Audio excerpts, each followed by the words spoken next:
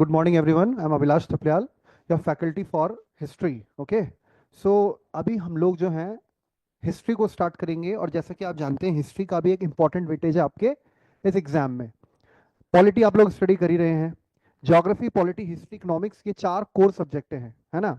और चार core subject में आप जानते हैं अगर आपका इनमें कमांड होता है तो आप और जो सब्जेक्ट्स हैं, जो सप्लीमेंट्री सब्जेक्ट हैं, उसको भी बेहतर कर पाएंगे। लेकिन ये चार ऐसे सब्जेक्ट हैं जिसमें आपको अपनी कमांड स्ट्रांग करनी है।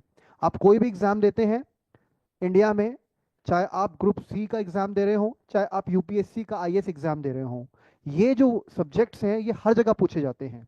जितने भी कॉम्पिटिटिव एग्जाम्स हैं जहां पर भी जीएस आती है, और जीएस आप जानते हो एक बहुत ही कॉमन सब्जेक्ट है, उसमें ये चार सब्जेक्ट बहुत बेसिकली पूछे जाते हैं। कौन कौन से?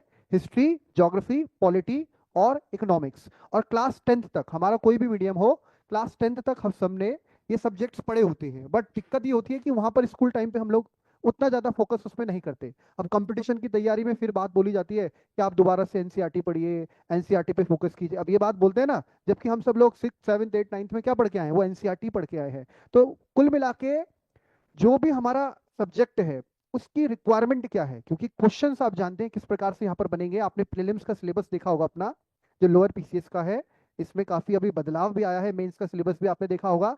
अभी तो हमारा फोकस किस पे है? प्रीलिम्स में, क्योंकि ये पूरा बैच जो है आपका, इसका मेन फोकस अभी प्रीलिम्स में है। और प्रीलिम्स में आप जानते हैं उन्होंने 10 यूनिट्स में इसको पूरा सिलेबस डिवाइड कर रखा है, जिसमें हिस्ट्री नेशनल लेवल की, दो लेवल पे आप बांटेंगे, नेशनल लेवल और स्टेट लेवल पर। स्टेट लेवल में भी आपकी क्लासेस होंगी। नेशनल लेवल पर हिस्ट्री, ज्योग्राफी, पॉलिटी, इकोनॉमिक्स, फिर वही सारी चीज स्टेट लेवल पर। इसके अलावा आपका साइंस एंड टेक, ठीक है ना, एनवायरमेंट के एस्पेक्ट, और साथ ही साथ आपका करंट अफेयर्स और मिसलिनियस, ये सारी चीजें आती हैं। तो मैं जिस सब्जेक्ट से अभी डील कर रहा हूं दैट इज हिस्ट्री। और हिस्ट्री अपने आप में आप जानते हैं एक बहुत ही वास्ट सब्जेक्ट है, बहुत ही बड़ा सब्जेक्ट है। अगर आप इसे ढंग से पढ़ने बैठे तो आप जानते हैं अपने आप में हिस्ट्री कितना टाइम कंज्यूम करता है। बहुत ही बड़ा सब्जेक्ट है, कॉम्प्लेक्स है, वास्ट है, बहुत सारी डेट्स हैं, बहुत सारे फैक्ट हैं। कैसे उन चीजों को याद करना है, क्या एग्जाम की रिक्वायरमेंट है, उस हिसाब से हमें काम करना होगा। तो इस चीज को हमें ध्यान में रखते हुए हिस्ट्री को पढ़ना है। और हिस्ट्री को भी हम पढ़ने की सुविधा की दृष्टि से तीन भागों में डिवाइड कर देते हैं। एक तो आप जानते हैं एंशियंट हिस्ट्री होता है, एक आपका होता है मिडाइवल हिस्ट्री, और एक होता है आपका मॉडर्न हिस्ट्री। आपने अगर सिलेबस पर गौर किया हो तो उन्होंने स्पेशली मेंशन कर रखा है इंडियन नेशनल मूवमेंट, भारतीय राष्ट्रीय आंदोलन। भारतीय राष्ट्रीय आंदोलन किसका पार्ट है? एंशियंट का, मॉडर्न का, या मिडाइवल का? मॉडर्न का पार्ट है। यानी मॉडर्न हिस्ट्री पे सबसे ज्यादा उनका फोकस है। अगर हिस्ट्री से औसतन 10 यूनिट है, और आपको पता है कि 150 क्वेश्चन टोटल होने हैं, जिसमें से 100 क्वेश्चन जीएस से होने हैं, उसमें national GS plus state level का भी आता है। तो आप समझ रहे हैं कि अगर 10 यूनिट है और हम 10-10 क्वेश्चन मान के चले, 10 × 10 100 क्वेश्चन हो जाएंगे यहाँ पे ना। तो हम ये देख रहे हैं कि 10 क्वेश्चन अगर हिस्ट्री से आ रहे हैं तो उसमें से 5 से 6 क्वेश्चन आपका केवल कहां से आएंगे? मॉडर्न हिस्ट्री से। और मॉडर्न हिस्ट्री में भी वेटेज कहां पे होगा? इंडियन नेशनल मूवमेंट पर। इंडियन नेशनल मूवमेंट यानी कि 1885 से लेके, जब से कांग्रेस की स्थापना हुई, आपने पढ़ा भी होगा अपने स्तर पर भी, से लेकर भारत की स्वतंत्रता तक 1947 तक, 1947 तक का पीरियड। तो ये हमें ज्यादा इस पे फोकस करना है, ठीक है। तो तीन तरह से हिस्ट्री हमने तीनों ही पार्ट को कवर करना है। एंशियंट भी कवर करना है, मिडावल भी कवर करना है, मॉडर्न भी कवर करना है, बट जैसी रिक्वायरमेंट है हमारे एग्जाम की उसके अकॉर्डिंग, ठीक है। तो हम सबसे पहले जिस पार्ट को स्टार्ट करेंगे that is what? Modern history. हम लोग मॉडर्न हिस्ट्री से स्टार्ट करने जा रहे हैं। तो आप लोग सबसे पहले हेडिंग डाल देंगे। सबसे पहली बात, आज डेट क्या है? 19 दिसंबर, ठीक है। तो आपको ध्यान रखना है। और हम लोग स्टार्ट कर रहे हैं हिस्ट्री, इतिहास, हिस्ट्री। और मैंने बताया आपको हिस्ट्री, हिस्ट्री क्या है अपने आप में, पहली बात तो यही जानना चाहिए। What is history? How will you define? Yes, any one of you? Based on past events, yes, how will you define what is history? जो भी आप, interactive session should be interactive ना, ऐसा थोड़ा कि मैं बस बोलता जाऊंगा आप सुनते जाएंगे। ऐसा कि हम थोड़ा सा आपस में बातचीत करें। कोई डाउट है, कुछ क्वेरी है, मुझे कुछ जानना है, आपको कुछ जानना है, हाँ बोलो। पास्ट इवेंट्स, आप बताइए। पास्ट इवेंट्स तो हम पढ़ते क्यों हैं? पास्ट है ना, वो पास्ट मतलब जो चीज निकल गई है, जो चीज निकल गई, जो समय निकल गया, जो घटनाएं हो गई, अब उसको सुधारा नहीं जा सकता। हम वापस उस समय में नहीं जा सकते। हर व्यक्ति के मन में ये चीज होती है कि अगर हम आज से 5 साल 10 साल 15 साल पीछे चले जाएं तो जो गलतियां हुई उनको सुधारे। हर व्यक्ति को होता है रिग्रेट। कुछ ऐसा लगता है ना कि हम पीछे जाते हैं, आज से 3 साल पहले चले जाएं, 5 साल पहले चले जाएं, 10 साल पहले चले जाएं, पर ऐसा नहीं हो सकता। ये घटनाएं तो आज की नहीं है, कोई 50 साल पुरानी है, 100 साल पुरानी है, 150 200 300 400 500 1000 2000 साल पुरानी इवेंट्स को भी हम पढ़ेंगे। सिंधु घाटी सभ्यता, पाषाण काल, क्या मतलब उन चीजों का आज, जब इतना वैज्ञानिक युग है। We are living in scientific era, इतनी टेक्नोलॉजी एडवांस हो चुकी है। क्या मतलब उस चीज को जानने का, क्या महत्व है, क्यों ये सब्जेक्ट बनाया गया है? क्योंकि जो हो गया सो हो गया, उसको बदला नहीं जा सकता। तो क्यों पढ़ा जाता है हिस्ट्री? कोई कारण तो होगा। अपने कल्चर को जानना, उनसे सीखना, वेरी गुड। और to memorize what?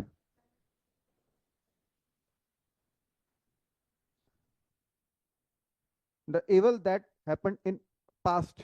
Okay, so उससे हमें क्या मिलेगा? उससे हमें एक सबक मिलेगा, है ना। कहते हैं जो व्यक्ति अपने अतीत से सीखता है, अतीत से सीखना का मतलब क्या, हमें हिस्ट्री एक लेसन देती है ताकि हम अपना प्रेजेंट बेहतर करें, प्रेजेंट में काम सही करें, ताकि हमारा फ्यूचर सही रहे, अच्छा बने। पार्टीशन ऑफ इंडिया हुआ इन 1947, कुछ कारण रहा होगा, कुछ गलतियां रही होंगी, कुछ मिसअंडरस्टैंडिंग हुई होगी। एक छोटा सा मतभेद कितने बड़े स्तर पर बदला कि भारत, इंडियन सब कॉन्टिनेंट का डिवीजन हुआ। उसका हम आज तक पे कर रहे हैं। आज आपको पता है पाकिस्तान और रिसेंटली अब बांग्लादेश में whatever happened in Bangladesh in the August 5, है ना। तो आप देख रहे हो बांग्लादेश, पाकिस्तान, ये सब किसका पार्ट थे? इंडिया का पार्ट थे। अगर डिवीजन ना हुआ होता, हमें इतना ज्यादा डिफेंस में इन्वेस्टमेंट नहीं करना पड़ता, इतने बड़े स्तर पर हमारी आर्मी का डिप्लॉयमेंट नहीं होता, इतना ज्यादा हमारे देश में सेंसिटिव एरियाज नहीं होते। तो ये सारा फोकस हमारा किस में लगता? इंफ्रास्ट्रक्चर में, डेवलपमेंट में, देश की ग्रोथ में। तो हम आज कहां होते? सही बात है कि नहीं है? तो कहने का मतलब है वो गलतियां हुई, अब हम पीछे नहीं जा सकते, लेकिन उनसे हमें सबक मिलता है कि आज देश में कुछ ऐसे हालात ना बने कि कल के दिन फिर भविष्य में कुछ ऐसी ताकतें उठे।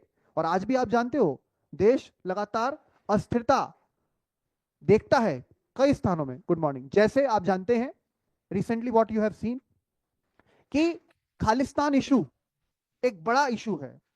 वहीं सदर्न इंडिया में आप जानते हो, दक्षिण भारत में भी किस प्रकार से माहौल बनता रहता है, किस प्रकार से वहां पर एक अलग ही तरह की विचारधारा रही है। साउथ इंडिया में द्रविड़िस्तान, आपने अगर टर्म सुनी होगी, द्रविड़ एरिया बोलते हैं ना साउथ का। इसी प्रकार नॉर्थ ईस्ट में आप देख रहे हैं। तो बहुत सारी चीजें हैं जिसको हमें समझना है, जानना है। पास्ट में जो हुआ वो हम केवल इसलिए पढ़ते हैं कि कुछ ऐसे इवेंट हैं जिनसे हमें प्राउड फील होता है। जैसे इंडस वैली सिविलाइजेशन की जब हम बात करते हैं तो हम बोलते हैं उस समय पर लोग आज से ज्यादा एडवांस रहे हैं। किस मामले में? उनका जो मैनेजमेंट था, उनकी जो टाउन प्लानिंग थी, उनका जो ड्रेनेज सिस्टम था, ठीक है ना। तो वो चीजें हमें सिखाती हैं, तो हमें प्राउड होता है। हम मौर्य एम्पायर के बारे में पढ़ते हैं, हम मुगल्स के बारे में पढ़ते हैं, हम डिफरेंट डिफरेंट एम्पायर्स के बारे में पढ़ते हैं, तो हम जानते हैं कि इंडियन इकोनॉमी, इंडियन जीडीपी कहां पर थी। उससे हमें प्राउड मिलता है। लेकिन कुछ गलतियां भी हमसे पास्ट में हुई हैं, जब वो गलतियां हम देखते हैं तो उससे हम सबक लेते हैं कि वो गलतियां हम आज ना दोहराएं, ताकि हमारा वर्तमान बेहतर हो, प्रेजेंट अच्छा हो। और जब प्रेजेंट अच्छा होगा तो अपने आप भविष्य भी हमारा क्या होगा? अच्छा बनेगा। तो ये चीज आपको ध्यान रखनी है, इसीलिए इतिहास को पढ़ा जाता है।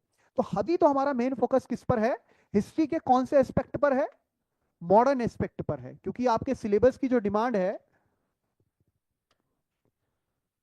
सिलेबस की जो डिमांड है उसके अनुसार आप जानते हैं 10 यूनिट्स में सिलेबस डिवाइड हो रखा है प्रीलिम्स का।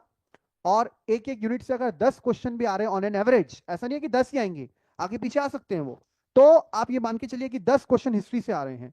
और 10 क्वेश्चन जो हिस्ट्री से आ रहे हैं उसमें सबसे ज्यादा जो फोकस है वो मॉडर्न हिस्ट्री, प्लस अलग से मेंशन है इंडियन नेशनल मूवमेंट, भारतीय राष्ट्रीय आंदोलन।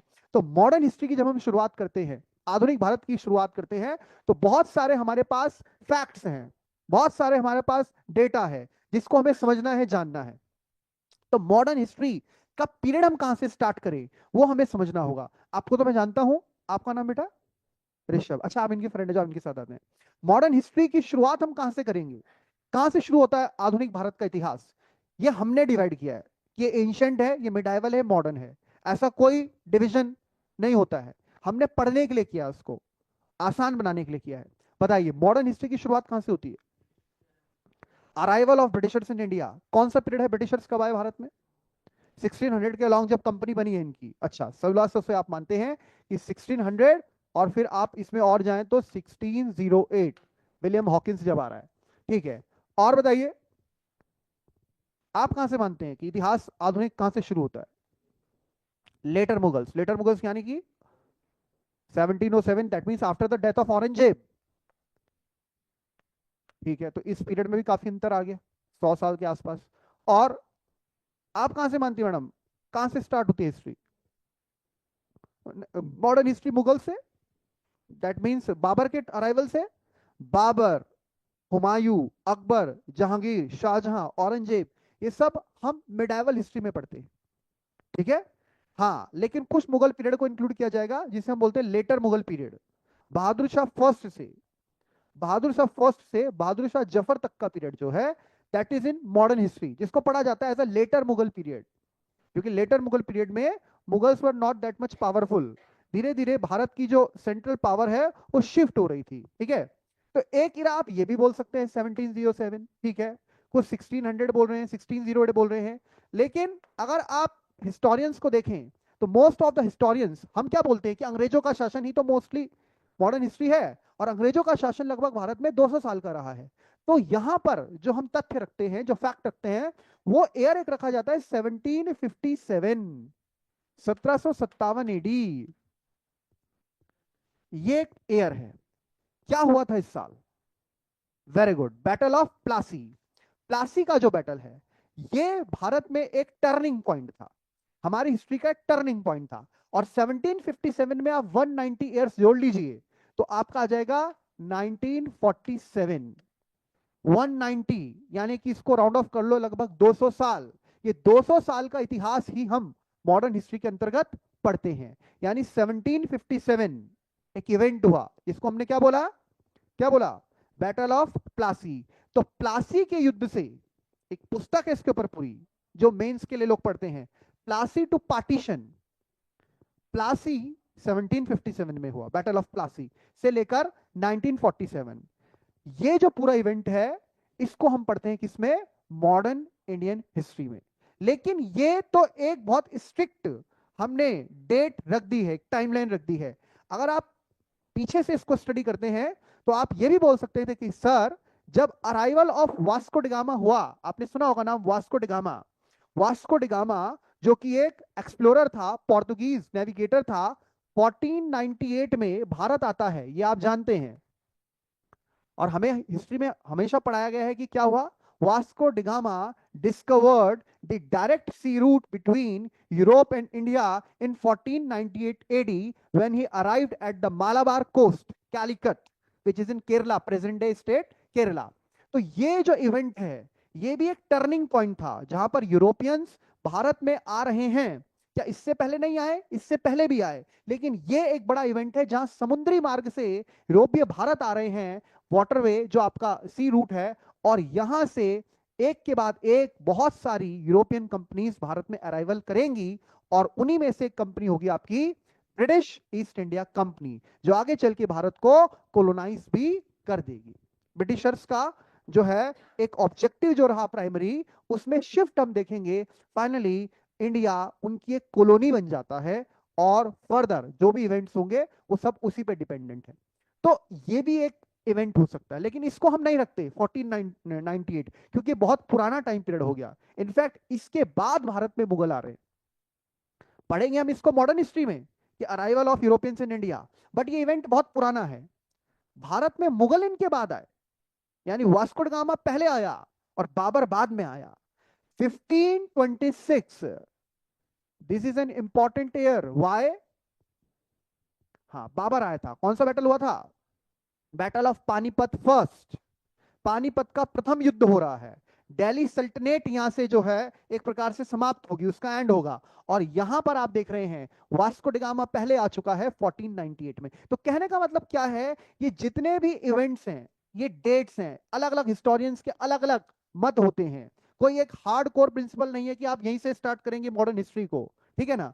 तो ये सारे एयर्स हैं जो हमें एटलीस्ट पता होने चाहिए कि कब क्या पर हुआ है। यानी जैसे 1600 है, तो 1600 में क्या हुआ जो आपने ही बोला सबसे पहले, क्या हुआ था? PEIC got the charter to trade in East Indies region, है ना। तो ये एक इंपॉर्टेंट इवेंट है जिसको हम कई किताबों में भी पढ़ लेते हैं कि बीईआईसी फॉर्म हुआ। 1608 अराइवल ऑफ इंग्लिश बिजनेसमैन, कौन? William Hawkins in the court of Jahangir. 1707 death of Aurangzeb.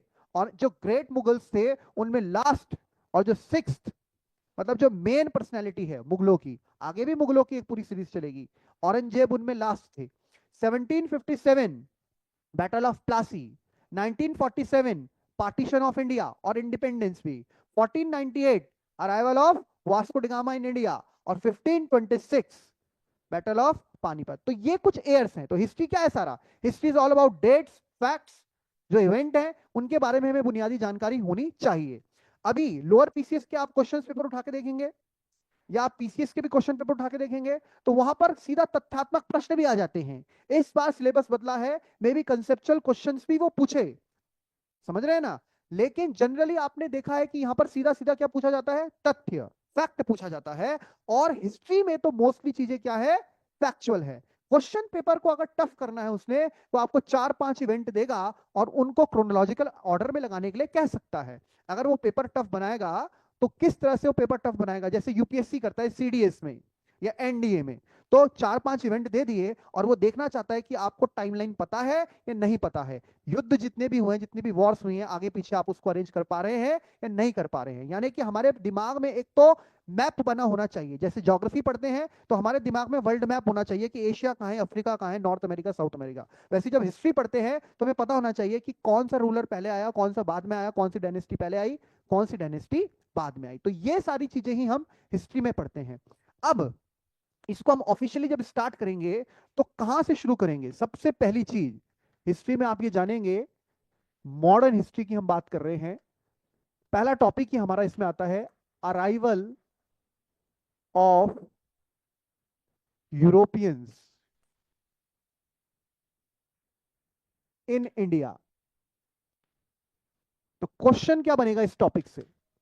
Fact पूछेगा आपसे, पहली कंपनी कौन सी आई, यानी कौन से पहले लोग आए, किस देश के थे वो, ठीक है ना। फिर उसके बाद कौन आया, उसके बाद कौन आया, पूरा एक ऑर्डर आपसे। तो ये हम पढ़ते हैं। लेकिन प्रश्न अगर कंसेप्चुअल है तो पहला प्रश्न यही है कि भारत में ये जो यूरोपियंस हैं ये क्यों आए हैं, क्या उद्देश्य है भारत आने का। कुछ हो रहा होगा दुनिया में उस समय, क्यों आए भारत में, कोई बताएगा आप में से? बिजनेस, ट्रेड, आप बताइए। बिजनेस पर्पस से आए क्या? इस पीरियड से पहले कौन कब आया ये तो हम जानते हैं, फैक्ट है। तो Vasco arrived in at Malabar. Malabar coast पढ़ा है ना आपने, मालाबार एंड कोरोमंडल। यानी ये जो इंडिया का मैप है, ये जो क्षेत्र है हमारा, ये जो कोस्ट है, यहां पर ये आता है। इधर कौन सा सी है? अरेबियन सी। इधर क्या है? बे ऑफ बंगाल। ये दोनों किसका पार्ट है? Indian ocean. ये सब क्या है? Indian ocean. कौन आ रहा है? Vasco da Gama. कहां का व्यक्ति है? यूरोप का। कंट्री कौन सी है? पुर्तगाल। पुर्तगाल। कहां पड़ेगा यूरोप इंडिया के कंटेक्स्ट में अगर हम देखें? ये है वेस्ट, ये है ईस्ट। अगर मुझे यूरोप जाना है इंडिया से तो आप थोड़ा, आपको मैपिंग पता होना चाहिए तो ही आप समझ पाएंगे उसका रूट। अगर मैं इधर जाऊंगा तो ये कौन सा पार्ट है? ये वेस्ट में है। वेस्ट में इधर पूरा आपका वेस्ट एशिया है, इधर अफ्रीका है, मेडिटेरेनियन सी, ऊपर यूरोप है, इधर यूरोप है। इस तरफ मुझे अगर ऑस्ट्रेलिया जाना है, जापान जाना है, लाओस, फिलीपींस, वियतनाम जाना है, कंबोडिया जाना है, सिंगापुर जाना है, तो मैं इधर जाऊंगा और इधर ये ऑस्ट्रेलिया आ जाएगा। उस तरफ आपको पता है कि जो जापान जैसी कंट्रीज हैं, north America, north Korea, south Korea, वो सब आ जाएंगे। तो कहने का मतलब है वो भारत आ रहा है। तो भारत वो कहां से आ रहा है? इस क्षेत्र से, यानी यूरोप के क्षेत्र से भारत आ रहा है और समुद्री मार्ग से आ रहा है। तो हमने बोला उसका मकसद क्या है, what was his objective? Trade करना। तो ट्रेड क्या उससे पहले नहीं होता था? इंडिया का ट्रेड यूरोप के साथ जबरदस्त होता था, मुगल पीरियड में भी होता था।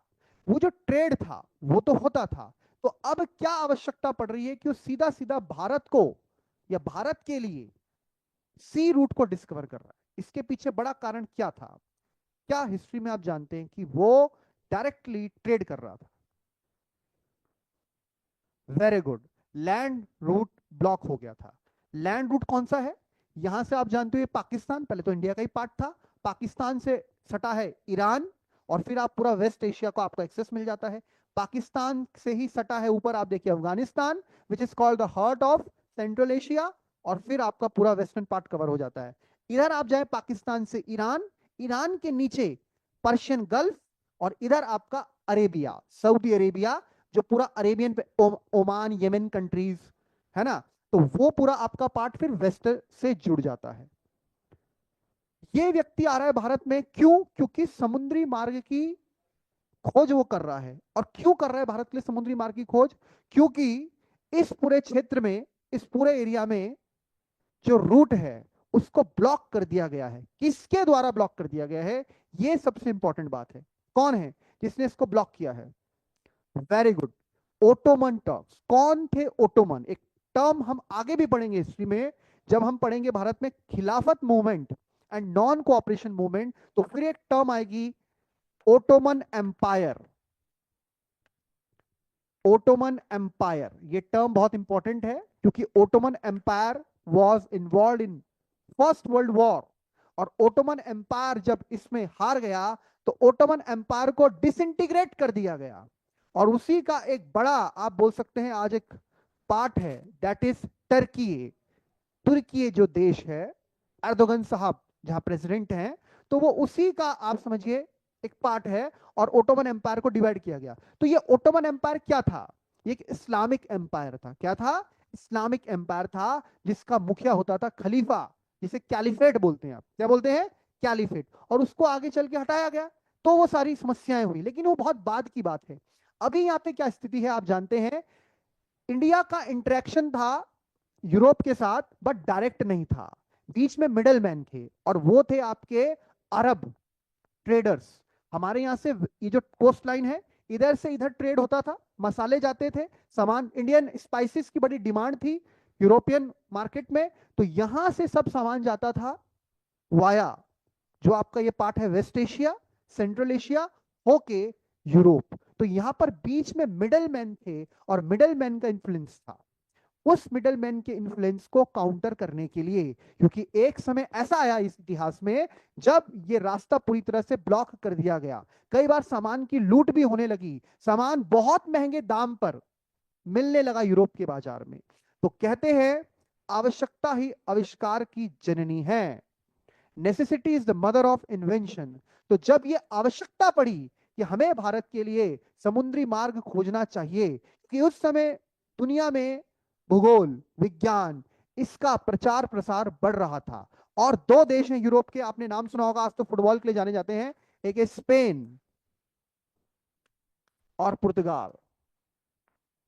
ये दोनों देश, यहाँ के शासक बहुत पैसा खर्च करते थे सी वॉयजेस में, बहुत पैसा। एक किंग आपने सुना होगा इधर का, हेनरी द नेविगेटर उसको टाइटल दिया जाता है।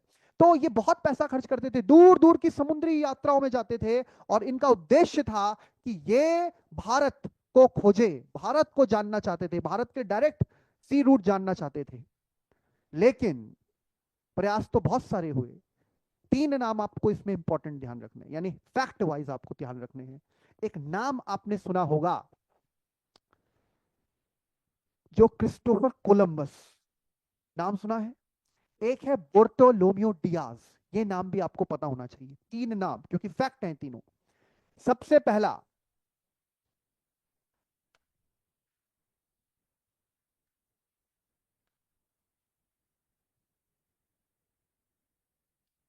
ये नाम आपको ध्यान रखना है, क्योंकि कभी क्वेश्चन ऐसे भी आ सकता है कि आप इस ऑर्डर में लगाइए।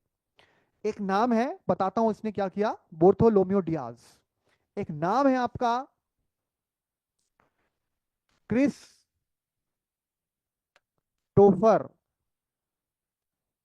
Columbus,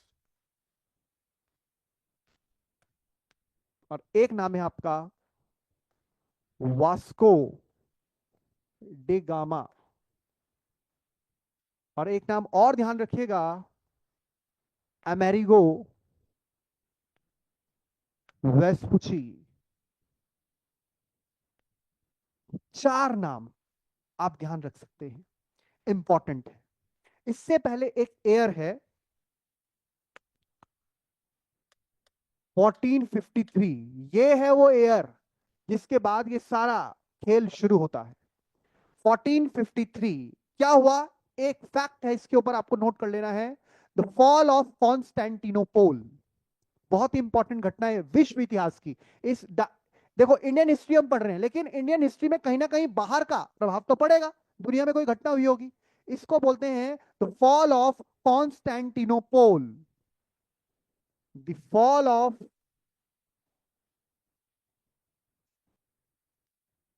Constantinople. अब मैं कॉन्स्टेंटिनोपोल बोल रहा हूं, लेकिन यूरोप में इसे कॉन्स्टेंटिनोपल बोलते हैं।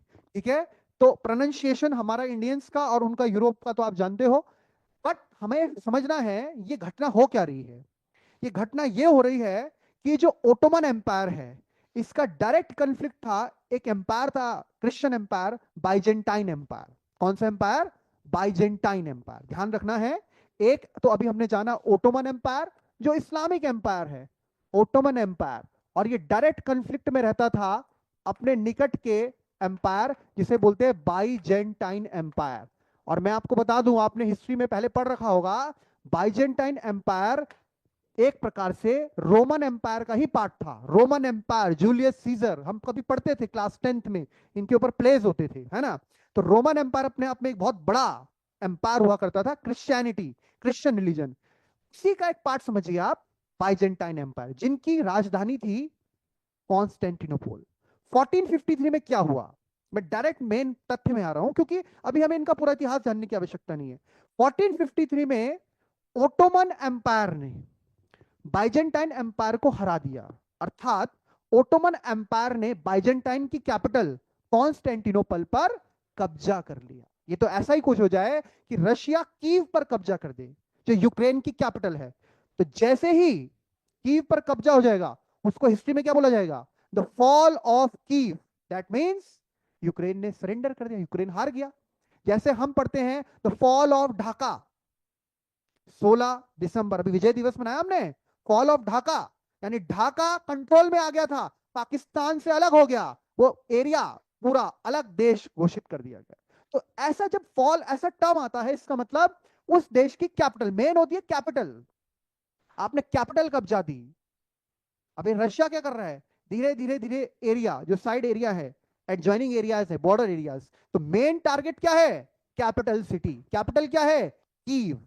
यहां पर इनकी कैपिटल क्या थी बाइजेंटाइन की, कॉन्स्टेंटिनोपल। इस कॉन्स्टेंटिनोपल को कब कब्जा है, तो डायरेक्ट वन लाइनर क्वेश्चन आएगा, क्योंकि अगर वो चेंज करता है, fall of Constantinople was held in which year, 1453, ये ईयर याद रखना।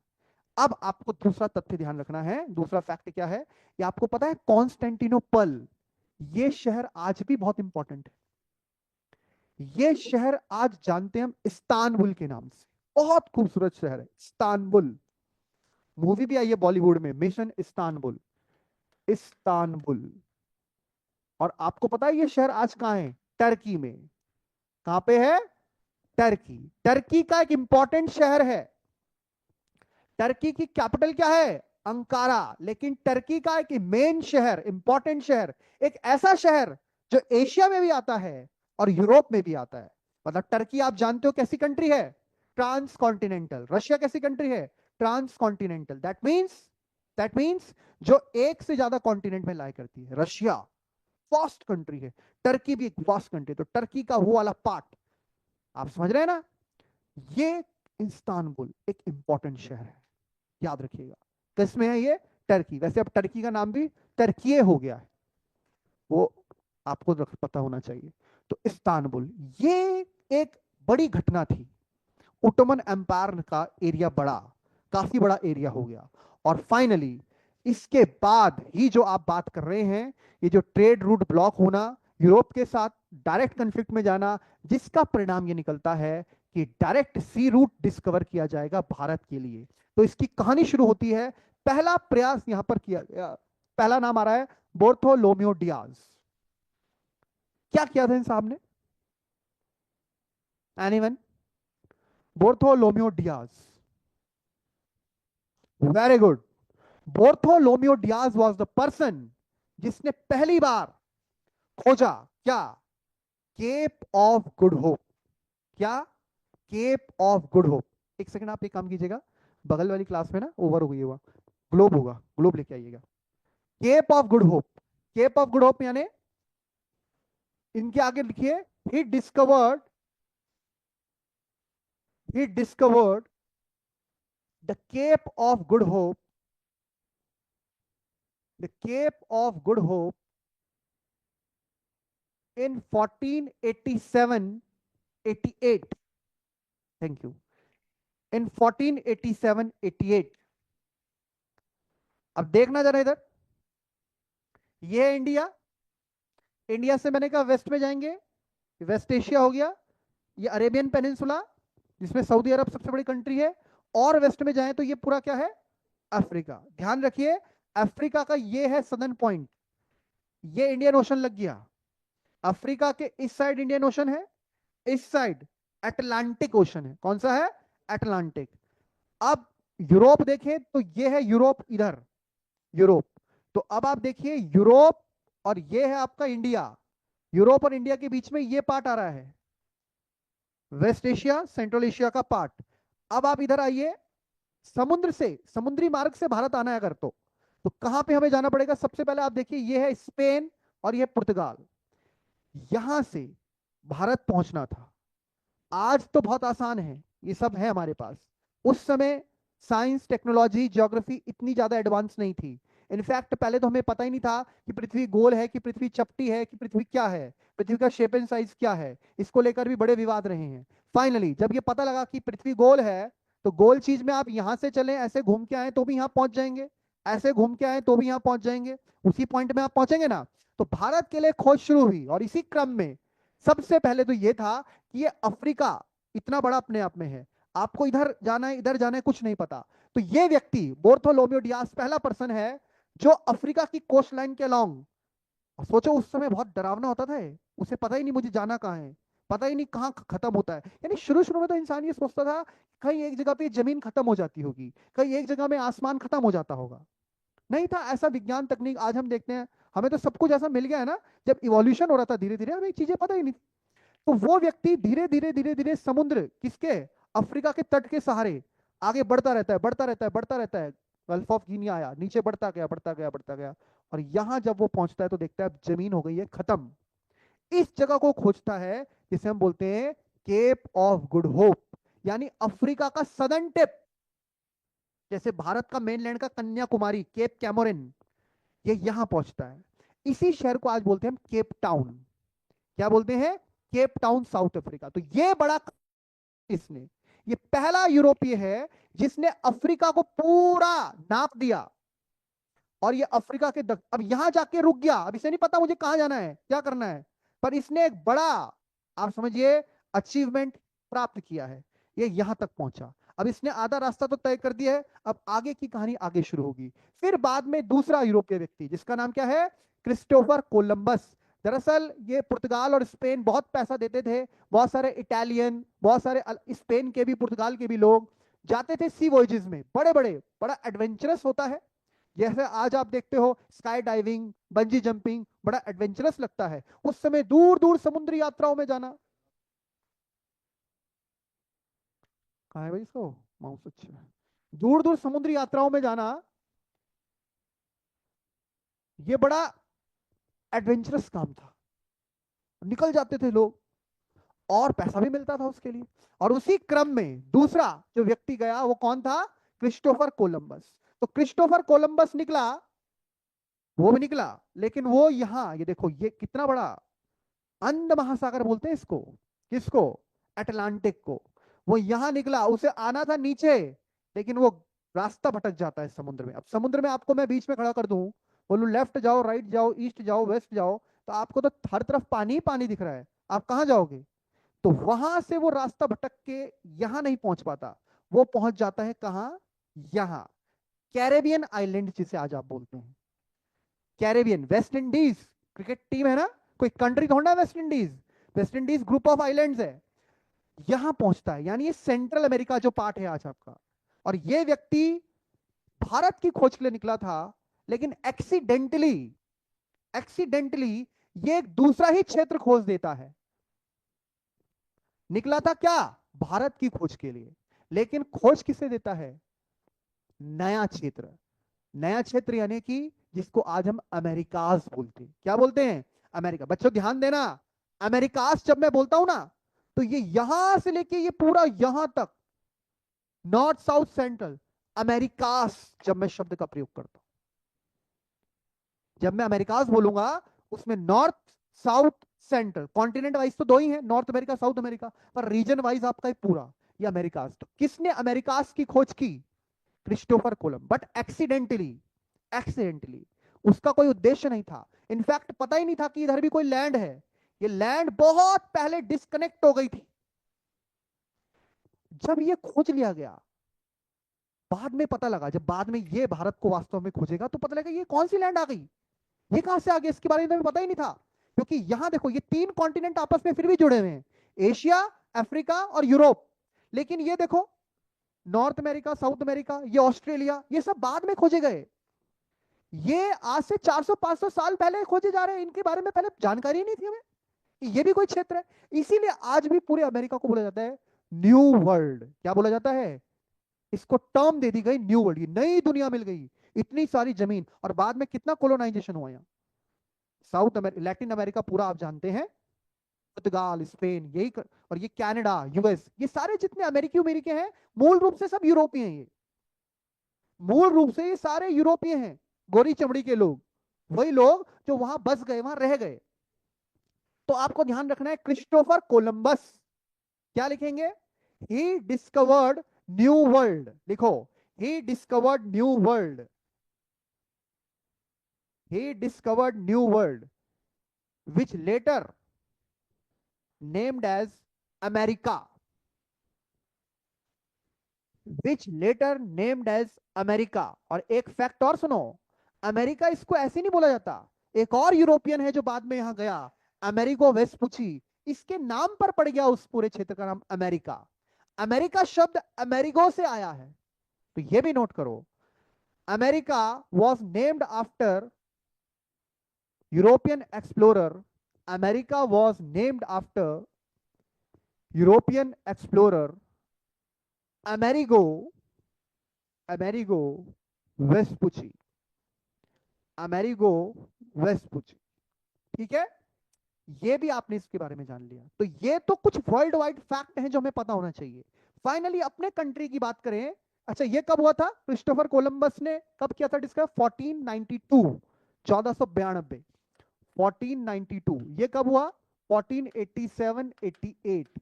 और वास्को ड गामा ने इंडिया को कब, सी रूट कब डिस्कवर किया। पहले बोलते थे कि Vasco da Gama discovered India, जो कि गलत बात है।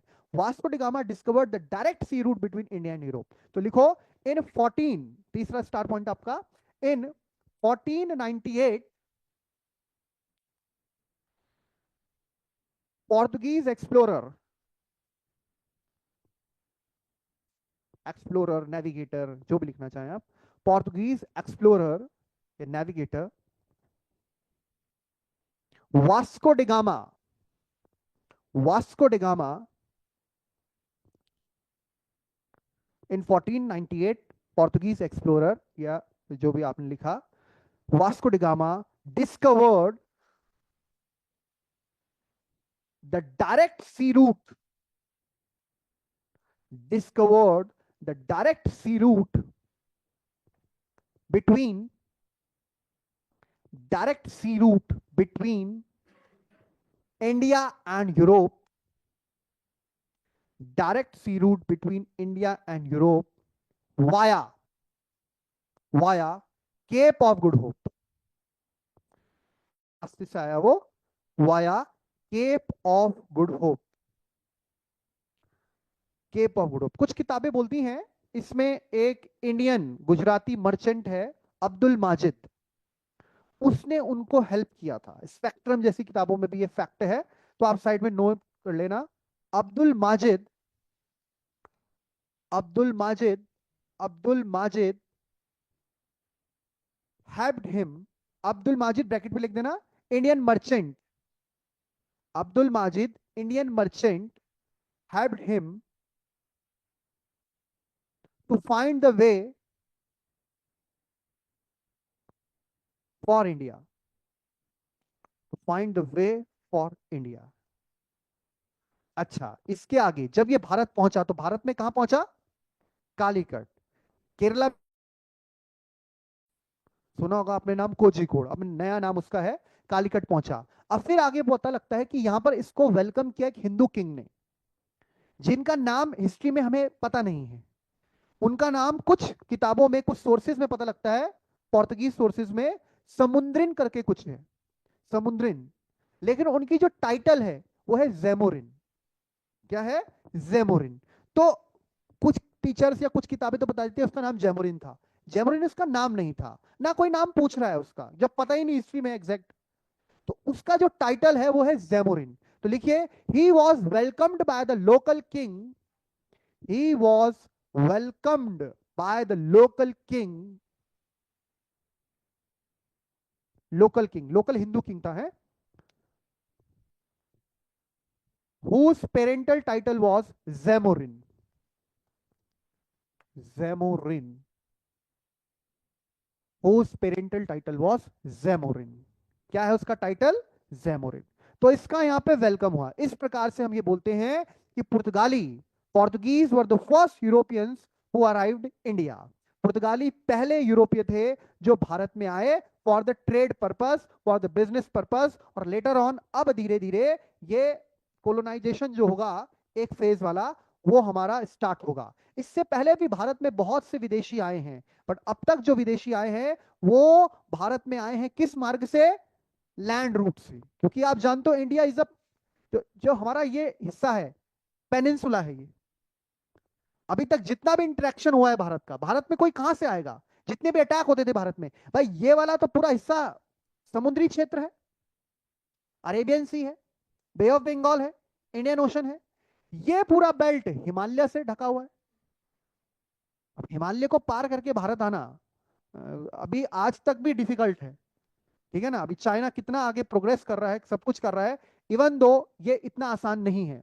हिमालय, ये वाला जो हिस्सा है हमारा, यानी वेस्टर्न वाला, जो पहले पाकिस्तान इंडिया ही था, ये पूरा हिस्सा, हिंदू कुश रेंज, खैबर पास, ये वाला हिस्सा, यहां से भारत पे अटैक होते थे।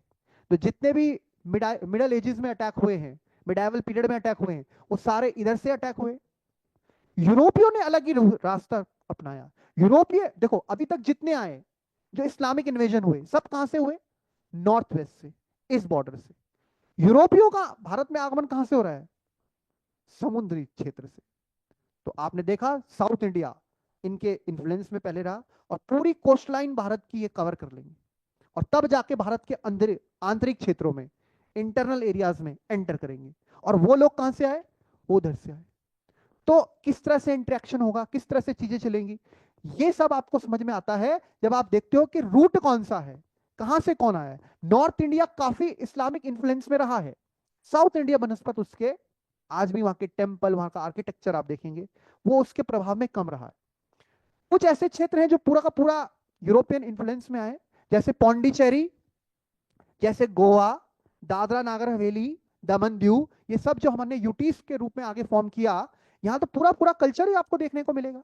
इनफैक्ट अभी गोवा ही एक ऐसा स्टेट है जहां पे यूसीसी ऑलरेडी है।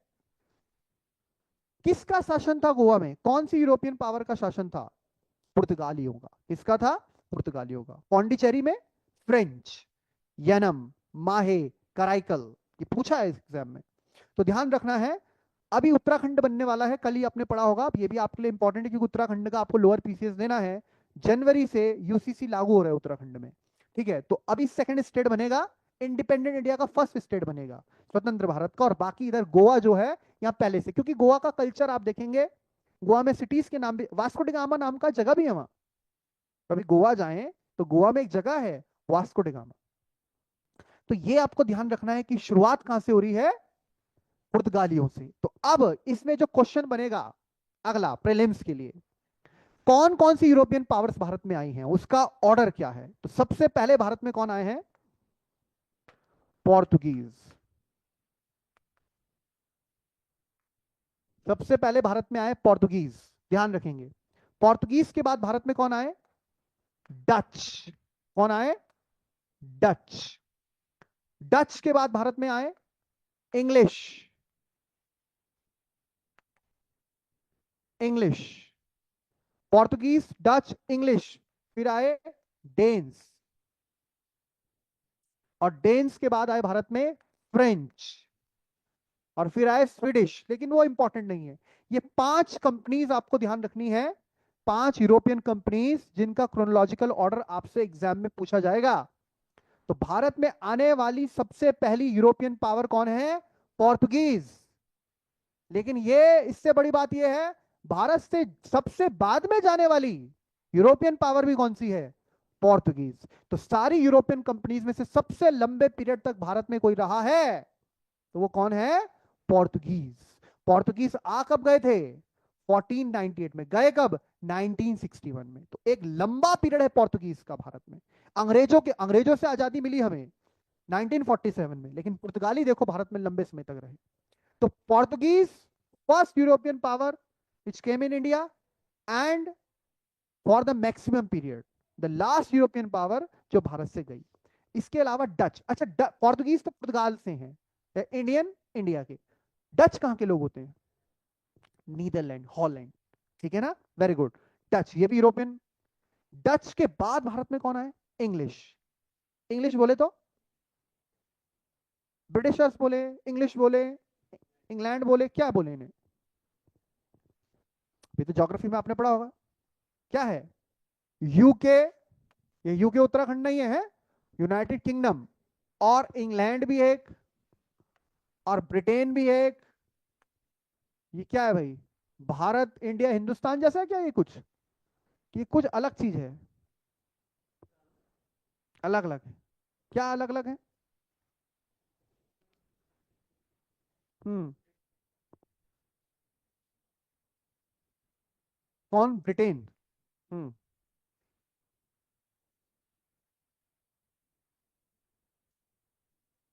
हम्म,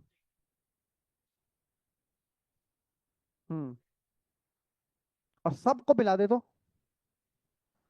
यूके। और इसमें अगर हम रिपब्लिक ऑफ आयरलैंड में मिला दे तो ब्रिटिश आइल्स। हाँ, हाँ, स्कॉटलैंड। स्कॉटलैंड, ये स्कॉटलैंड, इंग्लैंड और वेल्स एक ही आइलैंड में है। और इनके बगल का आइलैंड है जो आयरलैंड। उस आयरलैंड में एक अलग देश है, रिपब्लिक ऑफ आयरलैंड। लेकिन जो नॉर्दर्न आयरलैंड है वो यूके का पार्ट है। तो ब्रिटेन अपने आप में 4 अलग अलग देशों का एक मिलके देश बना हुआ है। अलग अलग कौन कौन से देश है उसमें, इंग्लैंड। इंग्लैंड की कैपिटल ये लंदन, इसलिए हम इंग्लिश बोलते हैं। इंग्लैंड की ही लैंग्वेज है इंग्लिश। ठीक है ना। अब इंग्लैंड में आप और जोड़ लें, जैसे इंग्लैंड में वेल्स जोड़ दें, स्कॉटलैंड जोड़ दें, और उसके अपने बन गया ब्रिटेन, ग्रेट ब्रिटेन। उसमें आप और जोड़ देंगे नॉर्दर्न आयरलैंड, तो यूनाइटेड किंगडम बन जाता है, यूके बन जाता है। तो इनका हम पे शासन था। ओवरऑल कंट्री की कैपिटल क्या है, लंदन। क्या है, लंदन। और वो आइलैंड कौन से हैं, वो आइलैंड ये हैं, ये आप देख पा रहे हैं, ये वाला। 3 देश तो एक ही में है, और इस आइलैंड में एक हिस्सा अलग देश है, रिपब्लिक ऑफ आयरलैंड। ऊपर वाला हिस्सा आयरलैंड, नॉर्दर्न आयरलैंड, जो कि किसका पार्ट है, यूके का। तो फिलहाल आपको ध्यान रखना है, पुर्तगाली, डच, उनके बाद कौन आया भारत में, इंग्लिश। ये है मेन पावर जिसको हमें स्पेशली पढ़ना है। अंग्रेजों का भारत में शासन रहा। उनके बाद डेन्स आए, का ज्यादा इंफ्लुएंस नहीं है इनका, इंपॉर्टेंस नहीं है। और बाद में आए फ्रेंच, जो कि फाइनली राइवल थे इंग्लिश के, और इनको उन्होंने वॉन्डिवॉश युद्ध में हरा के एक प्रकार से उनका काम तमाम कर दिया और भारत में अपना वर्चस्व, अपनी हेजेमनी क्रिएट करी और भारत में रूल किया। तो ये पांचों कंपनियों का क्रम आपको ध्यान रखना है, ठीक है, याद हो जाएगा। Portuguese, Dutch, English, Danes, French. इनमें भारत में जो लंबे समय तक सस्टेन करता है मेन पावर वो तो इंग्लिश है, लेकिन पोर्तुगीज भी भारत में रहे और फ्रेंच भी भारत में रहे। पोर्तुगीज के अंडर कौन सा एरिया रहा हमारा, यहीं पे नोट करेंगे बात तक भी। पोर्तुगीज के अंडर रहा है Goa, Goa, Dadra and Nagar Haveli, Goa, Dadra and Nagar Haveli, Daman and Diu.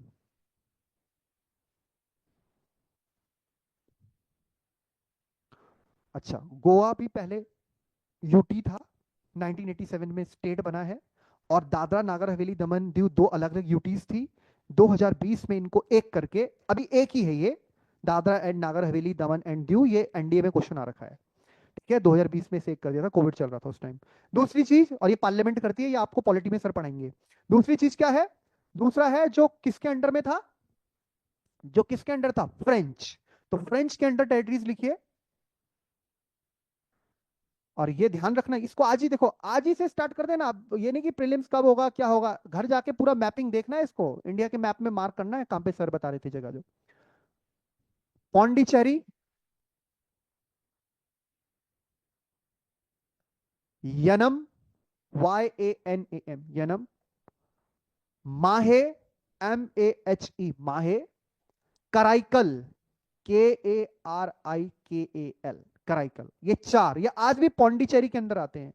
Pondicherry हमारी यूटी है, लेकिन ये जगह अलग अलग जगह स्प्लिट हैं, 3 राज्यों में फैली हैं। एक और जगह थी चंदर नगर, उसको स्टार पॉइंट बना के मार्क करना, चंदर नगर, चंदर नगर। ये थी वेस्ट बंगाल में, मतलब बंगाल में, बाद में ये बंगाल में ही मर्ज हो गई। तो अब अर्ली 1950s में बंगाल में मर्ज हो गई, पहले ये भी फ्रेंच टेरिटरी थी। लेकिन अभी जो 4 यूटीज का पार्ट जो है, 4 टेरिटरी, ये सब पौंडीचेरी के नाम से जानी जाती है, लेकिन एक तो मेन पौंडीचेरी आपका, और बाकी सब उसका पार्ट है, ठीक है। तो ध्यान रखना है इसको। अब आप मैप में, कल पूछूंगा मैं आपसे, कहां पे कौन कौन से स्टेट में, येनम कहां है, कराईकल कहां है, और कौन किस कोस्ट में लाई कर रहा है, कोरोमंडल में कौन है, और कौन आपका जो है मालाबार में है। तो ये चीज आपको ध्यान रखनी है। अब आप सोचो, ये तो इंडिया का हिस्सा, 1947 में हम ब्रिटेन से आजाद हुए, ये टेरिटरीज तो बाद में इनके कंट्रोल में थी, इनको हमने अलग से लिया। लेकिन आपको पता है कि जब भारत का 1947 का हम मैप देखते हैं, तो उस समय हमारी स्थिति क्या थी। आप जिस स्टेट में बैठे उत्तराखंड, ये उत्तराखंड में इनफैक्ट 2 पार्ट्स में था। उत्तराखंड के जिस डिस्ट्रिक्ट से मैं आता हूं, पौड़ी गढ़वाल, जो मैं, मेरा होम डिस्ट्रिक्ट है, वो है Pauri Garhwal. That was under the Britishers, direct control था ब्रिटिशर्स का। और जो हमारा एकदम पड़ोसी डिस्ट्रिक्ट है Tehri Garhwal, Uttarkashi Tehri, that was under the control of local king, जो लोकल रूलर, जो हमारी डायनेस्टी चल रही थी, ये जो नरेंद्र शाह, प्रताप शाह, ये सब आप देख रहे हैं। तो आप देख रहे हो कि आज जो हमारा उत्तराखंड स्टेट है, आप कुमाऊं से हैं, आपका पूरा कुमाऊं का रीजन और ये पौड़ी गढ़वाल वाला रीजन, ये ब्रिटिशर्स के कंट्रोल में था। और इधर टिहरी गढ़वाल उत्तरकाशी का क्षेत्र, ये राजा के कंट्रोल में था।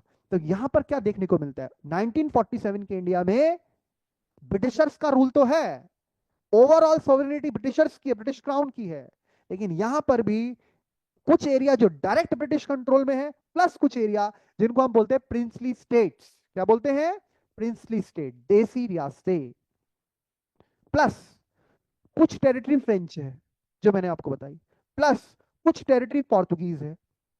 कितना कॉम्प्लेक्स मैप है 1947 का। जैसा हम पढ़ते आए हैं, जैसा सोचते हैं, वैसा नहीं है। एक ही टाइम पे हमारे देश में अंग्रेजों का शासन भी है, देसी रियासतें भी हैं, उनका अपना शासन है, अपनी गवर्नेंस है। यद्यपि वो देसी रियासतें जो हैं, उनके ऊपर सोवरेनिटी, कंट्रोल किंग का है, क्राउन का है। तीसरा, फ्रेंच टेरिटरीज भी है और पोर्तुगीज टेरिटरी भी है। पर हम पूरा पढ़ते क्या है बचपन से, ब्रिटिश ब्रिटिश ब्रिटिश, अंग्रेज अंग्रेज अंग्रेज। क्योंकि बड़ा एरिया किसके कंट्रोल में था, अंग्रेजों के कंट्रोल में था। यद्यपि हम ये भी जानते हैं कि कुछ क्षेत्र देसी रियासतों के अंतर्गत थे, उनको भारत में विलय कराया गया, मर्ज कराया गया। कईयों में तो हमारा पसीना छूट गया कराते कराते, जैसे हैदराबाद, जैसे जूनागढ़, और इनफैक्ट आपका कश्मीर तो आज भी एक अपने आप में समझो डिस्प्यूटेड टेरिटरी के रूप में है। और दूसरी तरफ फ्रेंच से लेना, पोर्तुगीज से लेना, ये भी कोई आसान चीज नहीं थी, लेकिन विद टाइम हमने उसको करके आज अपना जो इंडिया हमें दिखता है, उसका प्रेजेंट रूप हमें जो दिख रहा है, उसमें एक बहुत लंबा संघर्ष हमें लगा है। तो वो वाला सब पार्ट आपका आता है पोस्ट इंडिपेंडेंस, क्योंकि फ्रेंच और पोर्तुगीज टेरिटरी वगैरह जो हमने ली, ये पोस्ट इंडिपेंडेंस का पार्ट था। यद्यपि हमारे सिलेबस का मेन फोकस कहां रहता है, ब्रिटिश पीरियड पे, कि हमने ब्रिटिशर से किस प्रकार से भारत को स्वतंत्र कराया, इंडियन नेशनल मूवमेंट चला। तो कितने क्वेश्चन निकल रहे हैं आपके आज के, उससे लिखिए जरा, आप क्वेश्चन के रूप में लिखिए से। फर्स्ट क्वेश्चन लिखिए, पहला क्वेश्चन क्या इसमें बनेगा आपका पहला question?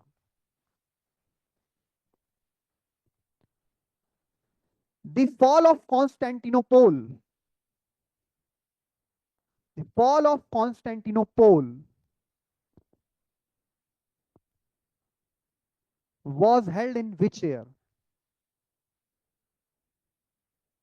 The fall of Constantinople was held in which year? Question mark. Question number two. Question number two. Question number two लिखिएगा, which European power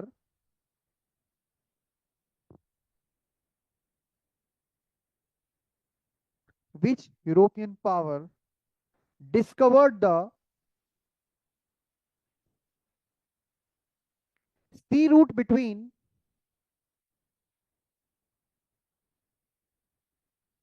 India and Europe? Discovered the sea route between India and Europe. Question number three लिखिएगा, question number three लिखिएगा, the battle of Plassey was held in which year?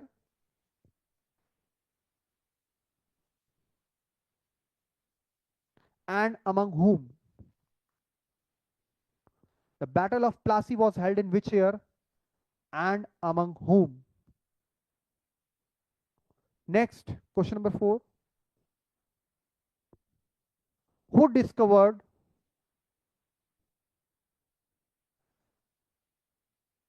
inverted commas में Cape of Good Hope?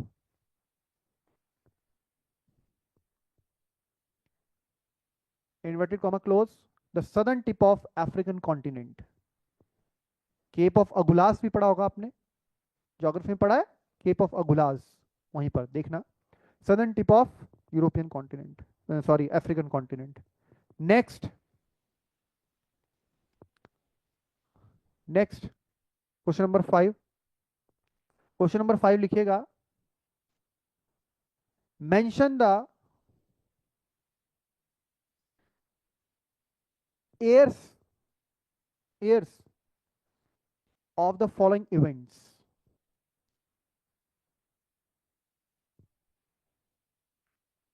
जितना आपको पता होगा अपने आप लिखना। फर्स्ट नंबर पे लिखिएगा world war one,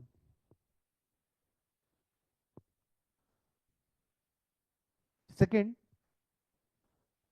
communist revolution in China,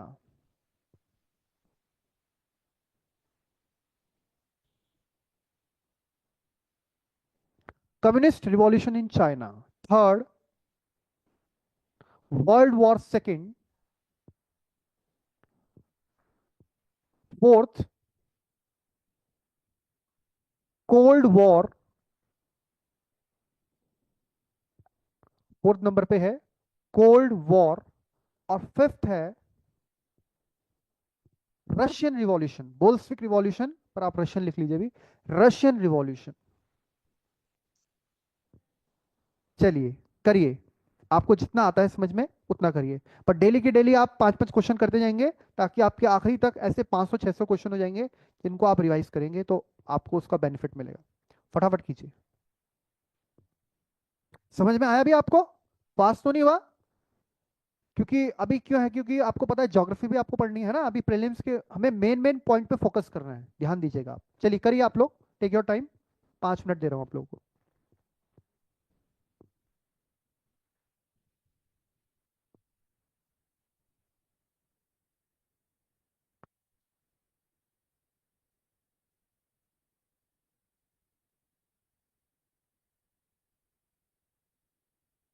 बसंत, प्रिया, आप लोगों को भी आ रहा है समझ में? Yes sir. ठीक है बेटा, करिए इसको। जी।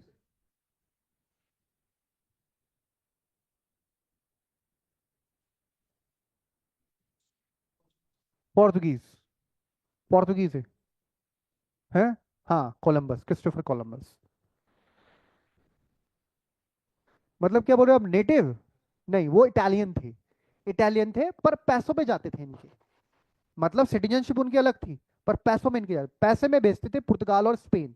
हाँ, उनको हायर करके भेजा जाता था। इसलिए आप कभी मेंस में लिखे और आप कंफ्यूज हो जाए वहां, तो सीधा यूरोपियन डाल देना।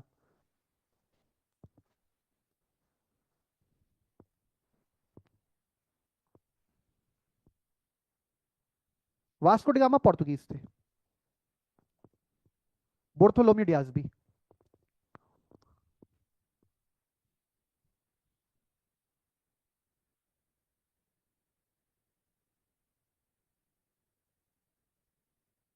पॉलिटी में क्या पढ़ा आप लोगों ने भी?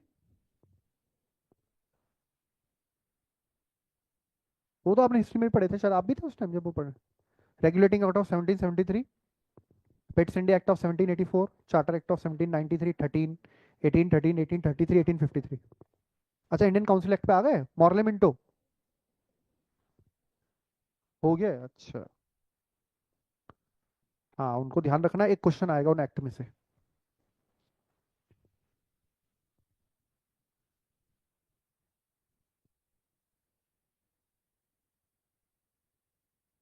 करो।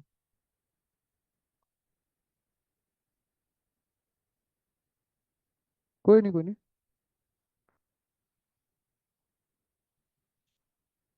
बाकी आपने लिखा है, देखो मैं सही है।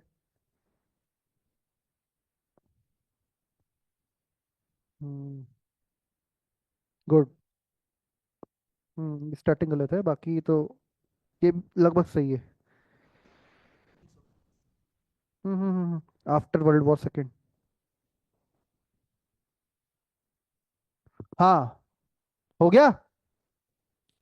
तो देखो पहला क्या है, तो पहला क्वेश्चन क्या है, the fall of Constantinople was held in which year? 1453, 1453, ठीक है। ध्यान रखना है 1453, बता दिया मैंने कॉन्स्टेंटिनोपल क्या है, घर जाके उसको देखना है एटलस में। Question number 2, Vasco da Gama in the year of 1498, मई 1498। किताबें बोलती हैं 20 मई, कुछ किताबें 17 मई भी बोलती हैं, बट 20 मई ज्यादा सही है। ज्यादातर किताबों मैंने 20 मई देखा, 20 मई 1498। थर्ड क्वेश्चन,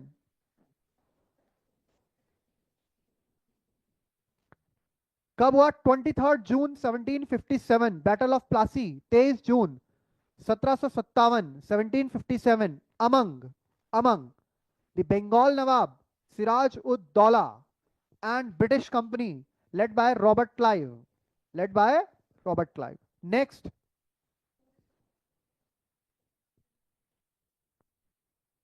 क्या नाम है उनका?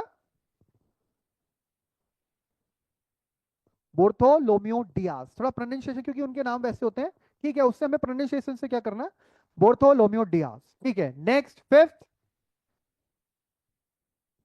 Mention the year of the following events. पहला क्या है, world war first. World war first का टाइम पीरियड आप सबको पता होगा, और ये वर्ल्ड वॉर वैसे तो हमारा सिलेबस नहीं है, लेकिन आपको पता होना चाहिए, 1914 टू 1918। फिर आप जब इसको और डिटेल में पढ़ते हैं, लीग ऑफ नेशन का फॉर्मेशन होगा, ठीक है। ये फेल हो जाएगा league of nation, world war two होगा। वर्ल्ड वॉर टू खत्म हो रहा होता है, उसी टाइम यूएनओ का फॉर्मेशन होता है, ठीक है। और फिर इंडिया का इंडिपेंडेंस, तो वो सारी चीजें कोरिलेट करनी है। वर्ल्ड वॉर सेकेंड नहीं, वर्ल्ड क्या क्वेश्चन टू, कम्युनिस्ट रिवॉल्ट 1949, ये जो चाइना आज का चाइना बना हुआ है 1949, तभी तो बोलते हैं इंडिया और चाइना की जर्नी लगभग लगभग साथ शुरू हुई। हम 47 में आजाद हुए, 49 में कम्युनिस्ट हो गया, और 50 में हमारा रिपब्लिक हुआ, और फिर हमने साथ साथ किया। लेकिन चाइना आज कहाँ है? तो 1949 लीडर कौन है इसके? माओ जेडोंग, माओ से तुंग जिन्हें बोलते हैं हम, माओ जेडोंग, माओ से तुंग, ठीक है।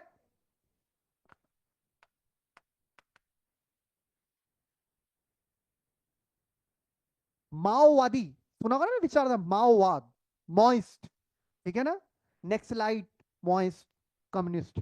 नेक्स्ट अगला, world war second, world war two 1939 से 1945, ध्यान रखना है। अब इसमें और क्वेश्चन बनते हैं, घर जाके देखना, पर्ल हार्बर अटैक कब हुआ था, हिरोशिमा नागासाकी में अटैक कब हुआ था, कब इसने सरेंडर किया था। तो ये क्वेश्चन आपको देखो, आयोग का क्वेश्चन, ये आयोग जो है इस बार उसने यूके ट्रिपल एससी ने गढ़वाली गानों के ऊपर ही क्वेश्चन पूछ दिया। कभी कुछ भी, उनका दिमाग को कुछ कभी सनक चढ़ती है, कुछ भी डाल देते हैं वो, ठीक है। तो आपको अंदर की बात भी पता होनी चाहिए थोड़ी बहुत, ठीक है। चलिए नेक्स्ट, कोल्ड वॉर, मतलब ऐसा लग रहा था पेपर बनाने वाला उसने गाने सुन रहा था, उसने गाने के ऊपर ऐसा भी हो सकता है। कोल्ड वॉर कब से कब तक हुआ? कोल्ड वॉर, कोल्ड वॉर वो पीरियड है जब वॉर तो नहीं हुआ डायरेक्ट इनके बीच में, लेकिन हाँ एक बहुत सेंसिटिव माहौल था। इस वॉर के तुरंत बाद यानी 1945, अब कुछ जब हम पढ़ते थे 10 साल, आज से 8-10 साल पहले, तो 1945, अब कुछ किताबें अपडेटेड मैं देख रहा हूँ 1947 भी लिख रही हैं। तो ध्यान रखना, पहले डिस्क्लेमर दे दिया मैंने, 1945 से 1991 जब यूएसएसआर का डिसइंटीग्रेशन हुआ, इसका रिजल्ट है डिसइंटीग्रेशन ऑफ यूएसएसआर, मतलब यूएसएसआर टूटा, ये वॉर खत्म हुआ, अमेरिका एक पावरफुल कंट्री के रूप में तब से एमर्ज कर ही रहा है, पहले उसको काउंटर करता था यूएसएसआर। अब जब मैंने ये बात बोल दी तो उनकी लड़ाई कितनी लंबी जाएगी, आगे हम पढ़ेंगे कि एक जो है आपका लगातार बढ़ रहा है परमाणु हथियारी की तरफ। तो दुनिया में दो देश है जिनके पास अत्यधिक परमाणु हथियार है, और पूरी दुनिया में कितने हैं? 9, पता होना चाहिए आपको। और उसमें सबसे ज्यादा किस पे? रशिया, और फिर यूएस। तो वो सारी चीजें, वहां से चीजें कोरिलेट हो रही है। फिर स्पेस को लेकर भी इनके बीच में लड़ाई रही। नेक्स्ट, कोल्ड वॉर के बाद क्या क्वेश्चन है? रशियन रिवॉल्यूशन, बोल्शेविक, जहां पे जार सिस्टम खत्म कर दिया और रशिया में क्रांति हुई 1917, 1917, 1917।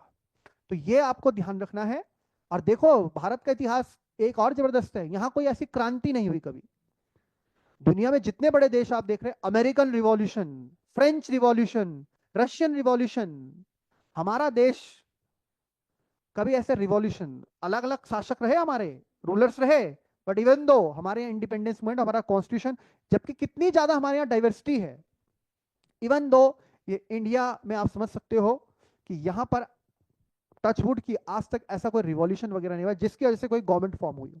ठीक है, चलिए आज के लिए इसको इतना ही रखते हैं, पहला ही दिन है तो थोड़ा बेसिक चीजें आपको मैंने बताई हैं। हालांकि कुछ चीजें एक्सट्रीम भी हुई हैं, बट आपको याद करने की कोशिश करनी है, जितना आपको हो जाए 20, 30, 40% भी तो कोई बड़ी बात नहीं है। चलिए ठीक है ना, तो आपसे मिलते हैं कल, तब तक के लिए नमस्कार, जय हिंद।